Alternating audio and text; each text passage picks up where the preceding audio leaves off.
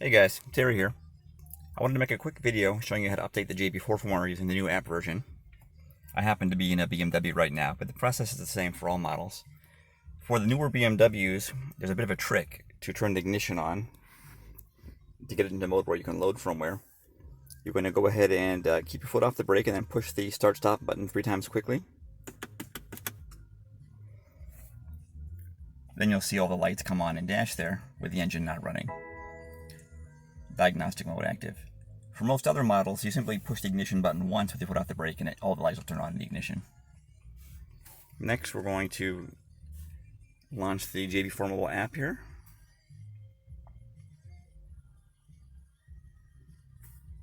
And I'll go ahead and connect to the vehicle.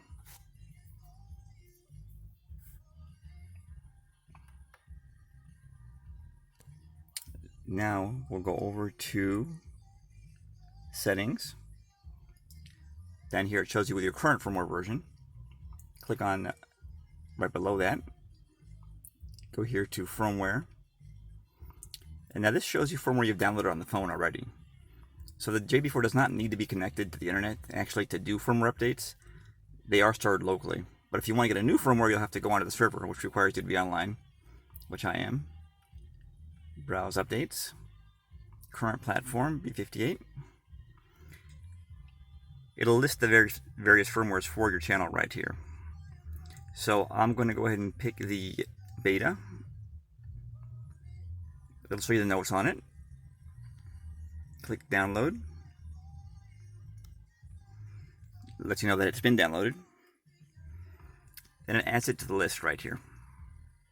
So I'm going to go ahead and select it again. It'll ask if you want to load it. Yes, I do. It'll bring up this next screen here with the upload timeout setting. In most cases, you can leave that at 10, but if you've done an update and had it fail before, as it says in the app here, change it to 30, and you can also try moving the JB4 phone next to the JB4 box under the hood. In some cases, turning off Wi-Fi can also help if you have updates that are failing.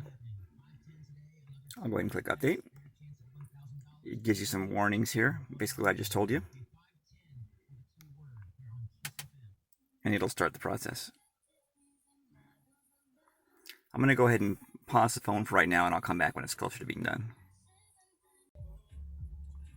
Okay, it's about done updating now.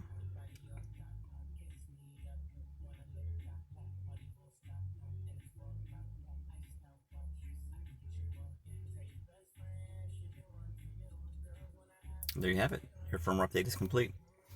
It'll list right over here your current version, which will be the new version you just uploaded. And that's all there is to it.